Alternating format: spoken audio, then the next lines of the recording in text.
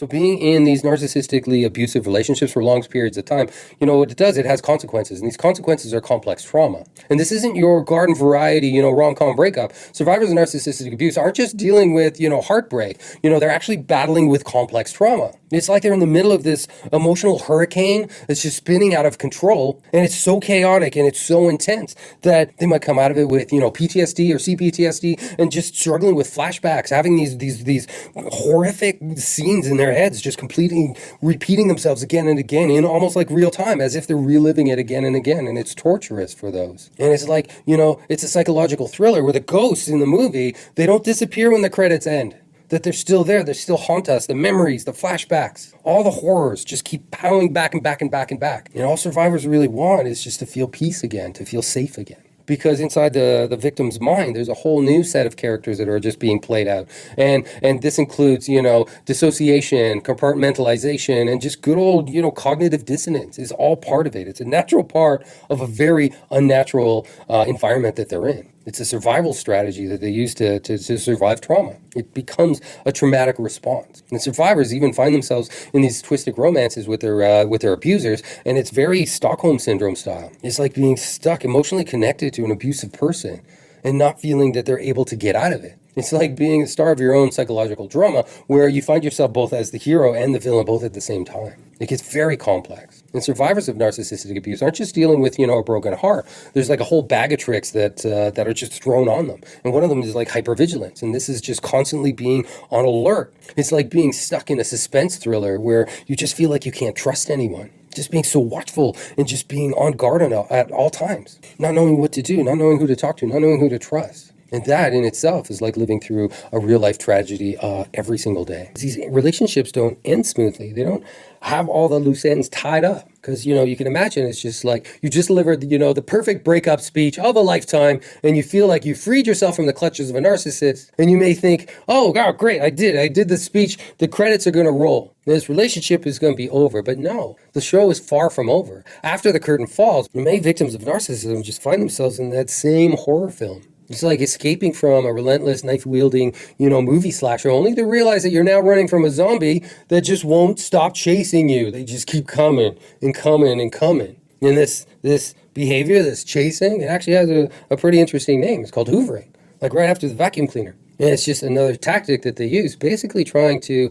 suck you right back into that toxic vortex that you were once in. And sadly, many victims, get hoovered back, leading to more drama and more abuse and more trauma than you ever imagined. You think that if you take your abuser back, that the behavior would end, that you set some boundaries. What you end up finding is that no, it's just like after you survive that one tornado, it comes back. And this time you're in the middle of another tornado, but this one is a sharknado. And this is more intense, more air, more everything, and there's sharks biting you. And you start thinking, oh my God, this second tornado is far worse than the first one. Which is like if you're in a crappy tornado that's really bad and you escape, and you see this invitation, and another tornado comes, it's a big red flag. It's just remember to be more cautious. And there's so many little subtle things, teeny weeny little subtle things that narcissists will do to just kind of get that hoovering behavior going. And there's one that I find is a real head scratcher. It's just like, it's total nut sauce. You've just finished, you're done with, this narcissistic relationship from hell. And then they just kind of appear back in your life. Your narcissistic ex just appears back in your life.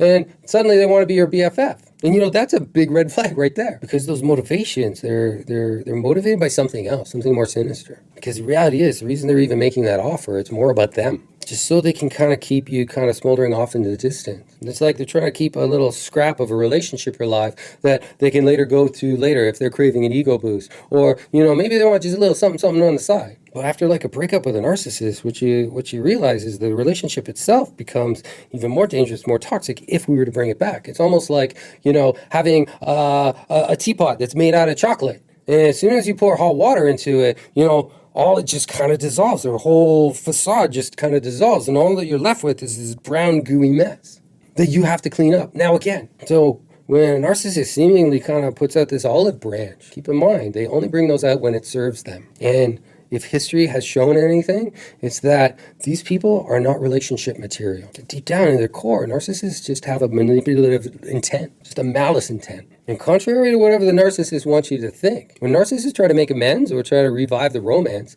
it's not because they've suddenly grown a heart that's grown 2 sizes too big. No, it doesn't happen at all. It's all about control. It's just pure and simple control. They're like a puppeteer that's just kind of pulling strings. And you're living in this marionette of just manipulation. It's all about keeping you dancing in their twisted little maze. And suddenly, this little puppet set that you're in, you start to realize, it's just made of cardboard and, paper mache. They don't even put the effort into, bringing in real furniture. Just something that looks like a relationship from a distance. But as soon as you get close, it all collapses. Because there's actually no substance to that friendship. Because there's no accountability from the last relationship. And there's one thing that we're all going to have to deal with when it comes to dealing with narcissism, and it's just dealing with this inflated sense of narcissistic injury and the need for compensation. So picture like an ego that's just so big, it's got its own gravitational pull. And imagine they're living in this world, this massive pull, and suddenly they hear the words, "It's over." It's like, what?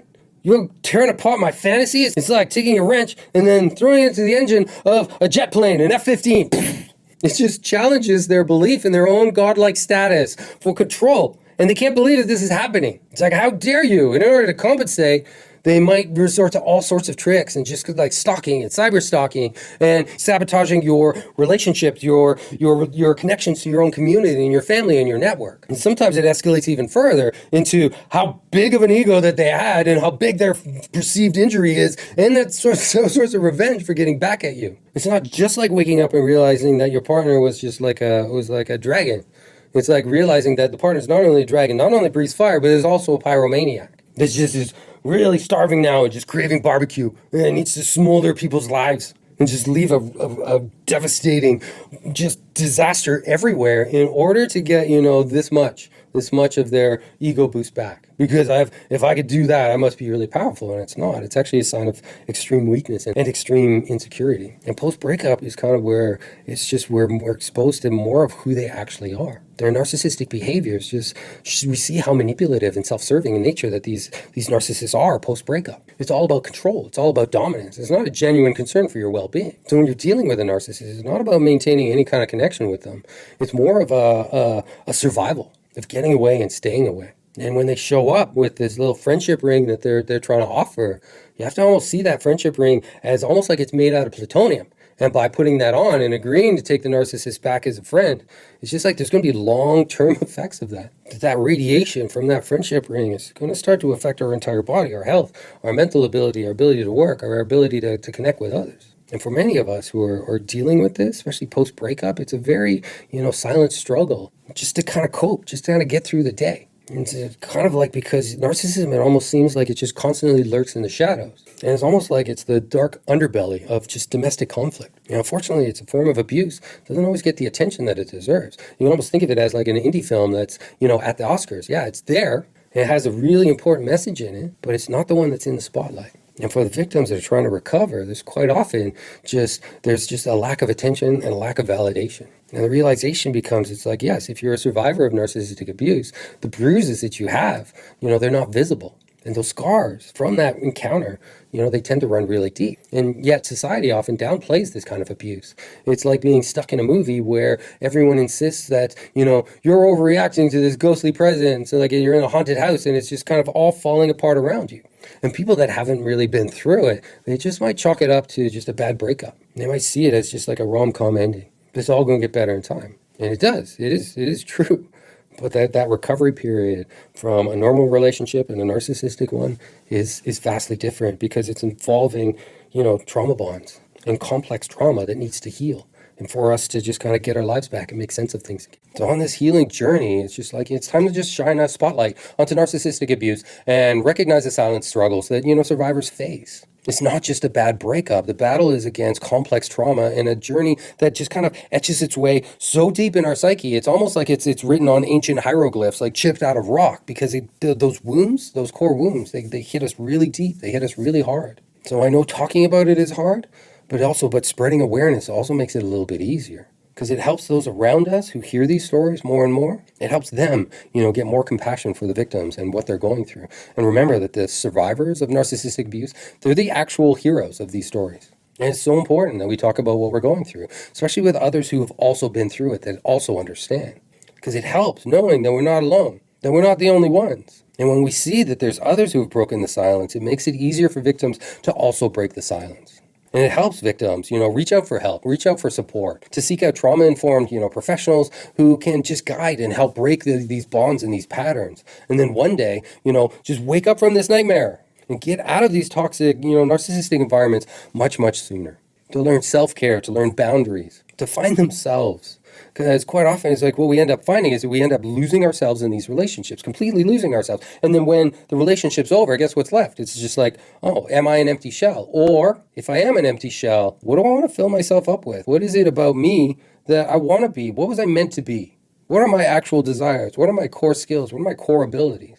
And once we actually can answer that question, then we can actually create and manifest the future of just strength, of resilience, of health, of happiness, of, financial independence. And all of our dreams can come true.